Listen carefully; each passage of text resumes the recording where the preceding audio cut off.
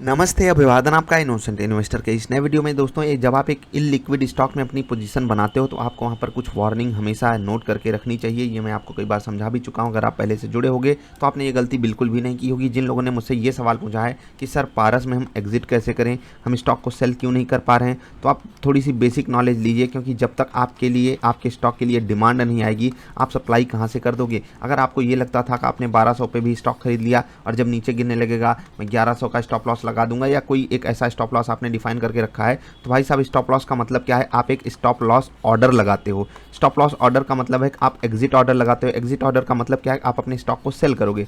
Cell करने के लिए आपके लिए कोई बायर अवेलेबल होना चाहिए। अब लोअर सर्किट क्या होता है, बायर्स अवेलेबल ही नहीं होते हैं तो आपका स्टॉप लॉस ऑर्डर भी काम नहीं करता है, तो आप एग्जिट नहीं कर पाओगे मेरे दोस्त। आपका ऑर्डर पेंडिंग रहेगा, पेंडिंग रहेगा, पेंडिंग रहेगा।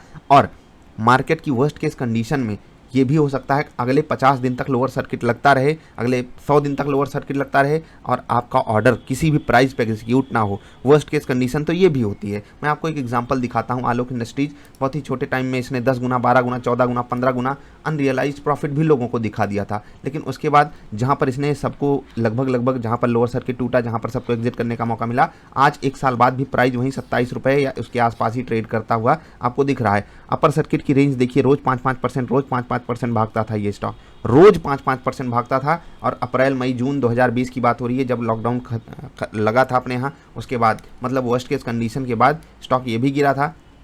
लेकिन उसके बाद अप्रैल मई जून जुलाई अगस्त सितंबर, जुलाई तक, सॉरी सितंबर में तो इसका लोअर सर्किट ख़त्म हुआ था, वहाँ पर इसने तांडव करके रखा हुआ था और वहाँ पर लोगों ने एक मतलब देखा हुआ है। इसके अलावा भी कई सारे स्टॉक्स हैं, उनकी जो साइज़ है काफ़ी छोटी है। बाकी पारस में आई होप आप समझ गए होंगे आपके साथ क्या खेल हो सकता है। जनरली ऐसा होगा नहीं, क्योंकि बहुत ही हाई डिमांडिंग शेयर है ये।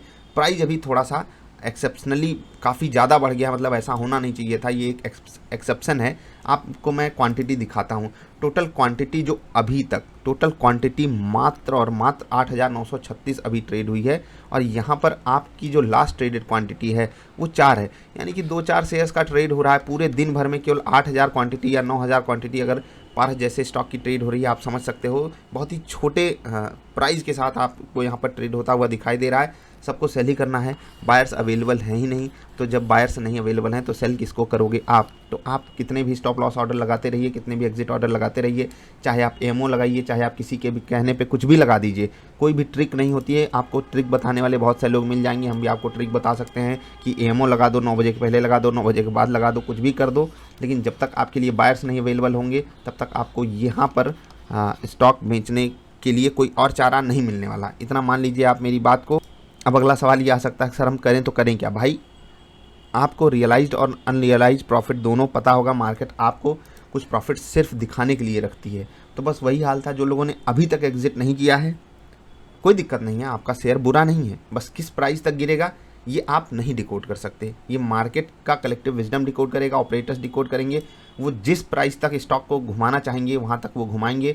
वो इसी स्टॉक को वापस 500 भी लेकर जा सकते हैं, 700 से भी रिवर्स करा सकते हैं, या जहाँ है कल यहीं से इसमें अपर सर्किट लग सकता है, कुछ भी हो सकता है। अब सोचिए, जिस स्टॉक में आज मात्र 8,957 क्वांटिटी ट्रेड हुई हैं, कल 16,000 हो सकती हैं, कल हो सकता है 32,000 या 64,000 क्वांटिटी भी ट्रेड हो सकती हैं। कुछ कहा नहीं जा सकता। बड़े प्लेयर को किस रेट पे कौन सा गेम खेलना है वो आप नहीं जान सकते। लेकिन हाँ, इतना याद रखिएगा, अगर आप एक ऐसे इलिक्विड स्टॉक में अपनी पोजीशन बनाते हो, रेडी फॉर द वर्स्ट, क्योंकि कुछ भी हो सकता है। ये स्टॉक यहाँ से 30, 40, 50% भी गिर सकता है। अगर आप उसके लिए नहीं तैयार हो तो ऐसे स्टॉक से आपको दूरी बनाकर रखनी चाहिए। कुछ लोग बहुत परेशान होते हैं, अरे भाग रहा है, पकड़ो पकड़ो। लेकिन जब रियलिटी से सामना करना पड़ता है, जैसे आलोक में लोगों ने किया था, आलोक के अलावा बहुत सारी छोटी कंपनियां जहां पर अक्सर लोग ये सामना करते रहते हैं, तो तकलीफ इतनी होती है ना दोस्त। अब सोचिए, उसके दिल से जो 1100 या 1150 पे खरीद के बैठा है, वो चाह कर भी बेच नहीं पाएगा इस स्टॉक को, अगर लोअर सर्किट पे लोअर सर्किट जारी रहा तो, और इतनी कम डिमांड रही इस स्टॉक की, तो कुछ कर पाओगे? नहीं कर पाओगे। इसीलिए आपको अलर्ट वार्निंग, ऐसे स्टॉक्स टेक्निकली फंडामेंटली कुछ आपको बिहेवियर अपना नहीं पता होने देते, प्योर स्पेकुलेशन होता है, तो वहाँ पर सावधानी ही सबसे बड़ा आपके लिए हथियार है। दूर ही रहिए तो ज़्यादा बेटर है, क्योंकि कम कमाओ, गम मत कमाओ, ज़्यादा के चक्कर में कहीं ज़्यादा गंवा ना बैठो। अभी इतना ही, नमस्कार।